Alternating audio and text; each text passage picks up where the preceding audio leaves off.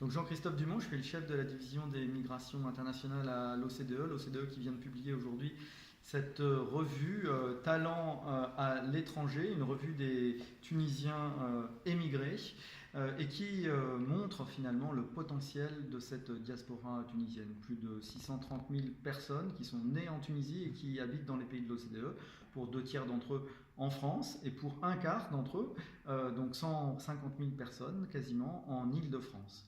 Donc une diaspora qui est très concentrée, mais à laquelle il faut ajouter évidemment tous ces enfants de parents tunisiens qui sont nés à l'étranger. Ça fait environ 500 000 personnes et notamment une diaspora qui est de plus en plus qualifiée. Environ 1/4 des personnes qui sont nées en Tunisie et qui résident à l'étranger ont un diplôme du supérieur, et parmi les descendants de Tunisiens, ce chiffre avoisine les 45%. Donc beaucoup de compétences, et notamment de femmes tunisiennes qui sont de plus en plus nombreuses, femmes tunisiennes diplômées, à s'expatrier et à venir travailler dans les pays de l'OCDE.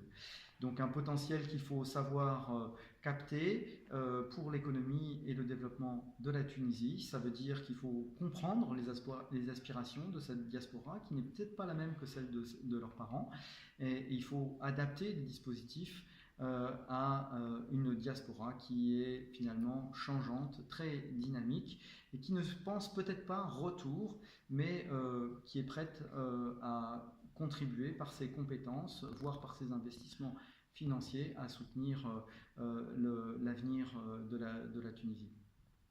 L'utilité de cette étude pour les autorités compétentes tunisiennes.